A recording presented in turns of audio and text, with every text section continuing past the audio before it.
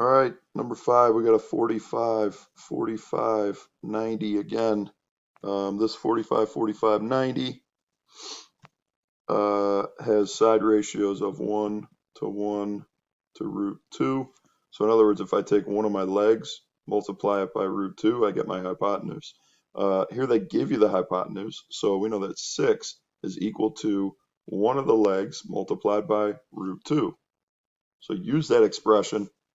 We also could have set it equal to y root 2 because this is congruent to this. So once we solve for one of these variables, we have the other one in this particular case because it's a 45, 45, 90. So let's go ahead and solve. So I want to divide by root 2, divide by root 2.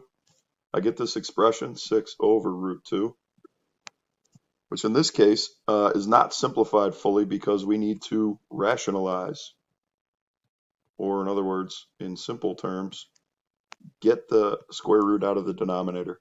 So in order to do this, I just multiply by root 2 over root 2. I can do this because this expression right here is just 1, so it doesn't change the value of the expression, but it will change the form and get it into a form that we need.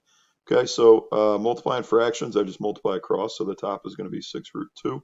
The denominator is root 2 times root 2. Root 2 times root 2 is just root 2 squared. So the exponent of 2 cancels out with the radical, leaves me with just a 2 in the denominator, which is why it's helpful. And then I can simplify one step farther, and I get a 3 in the numerator. 3 root 2 is going to be x.